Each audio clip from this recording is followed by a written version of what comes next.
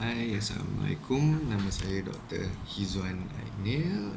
Saya baru buat YouTube channel saya bermotif untuk berkongsi ilmu pengetahuan mengenai masalah-masalah kesihatan yang selalu kita jumpa. Setiap hari kita akan jumpa lah.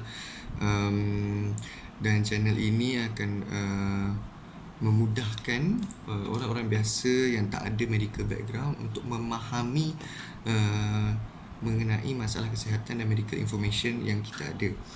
Tak kena guna bahasa-bahasa yang pelik-pelik supaya senang untuk semua orang faham. Itu function channel ni. So kita akan borak lah secara santai, secara relax. Kita borak mengenai apa-apa topik sekalipun, daripada simple topik kepada yang lebih complicated.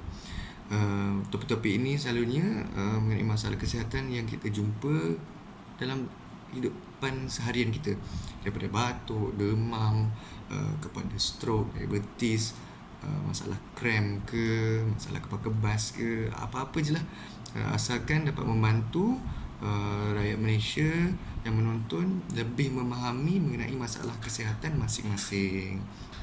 Okey, so Dr. Izzuan hari ini akan berborak sedikit lah mengenai batuk.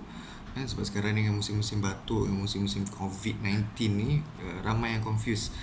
Saya ni COVID ke? Saya ni batuk biasa ke?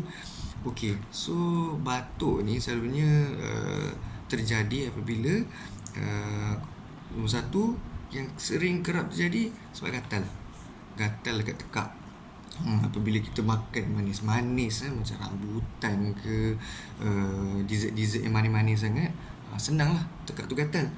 Lepas tu makanan yang berminyak, makanan yang pedas, air batu, air sejuk, ini semua akan menyebabkan tekak kita gatal, tekak kita terlebih sensitif lah, dan menyebabkan kita akan rasa nak batuk. Ini antara sebab utama yang selalu terjadi ni batuk. So kita pun akan batuk sampai seminggu, 2 minggu, kadang-kadang 3 minggu pun tak settle lagi. Hanya disebabkan gatal, sebab kita tak menjaga apa yang kita makan.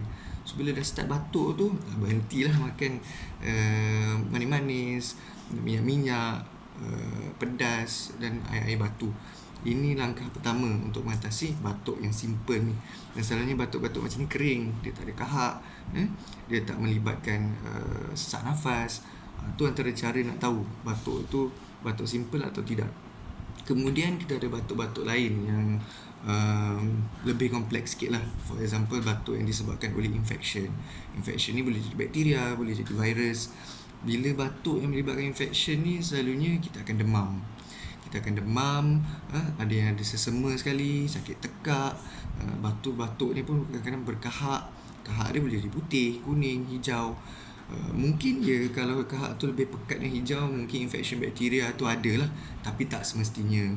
Cuma tu boleh membantu doktor untuk memberi ubat yang lebih tepat lah. So bila dalam keadaan batuk macam ni, demam-demam, batuk-batuk, selain daripada ambil ubat batuk yang biasa, kalau dah berhari-hari masih tak settle, yang baru kita mungkin akan cuba guna antibiotik pula lah. So mana tahu mungkin ialah bakteria yang menyebabkan batuk ini. Okey, kemudiannya infection yang lagi kuat, yang boleh menyebabkan batuk yang lagi serius, seperti infection COVID-19, coronavirus. Yang ni baru kita tahu dalam 2-3 bulan ni. Batuk daripada coronavirus ni dia lain sikit. Kahaknya banyak sangat. Kita akan demam. Demam ni memang akan kuat lah. Beberapa hari kita akan demam sampai bakteria ni betul-betul hilang. Virus ni betul-betul hilang. Betul-betul hilang daripada badan kita. Dan selain daripada tu, selera makan kita akan berkurang. Rasa, bila kita makan pun rasanya akan macam menjadi payau, pahit. Badan pun akan sakit-sakit, lemah, tak bermaya. Ada yang lebih serius, di mana kita akan muntah-muntah, cerit-berit, sakit perut. Ni semua sebab virus ni dia boleh attack semua sistem kita. Dia mula dari paru-paru, tapi lepas tu pergi rata-rata lah, menyebabkan pelbagai simptom.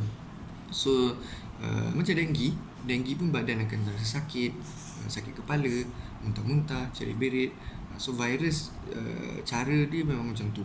Tapi untuk coronavirus, dia lebih banyak menunjukkan simptom-simptom paru-paru, sebab dia masuk terus ke paru-paru kita. Lebih info, kita kita akan kongsikan. Sebab saya punya konsep 5 minit bersama Dr. Hizwan.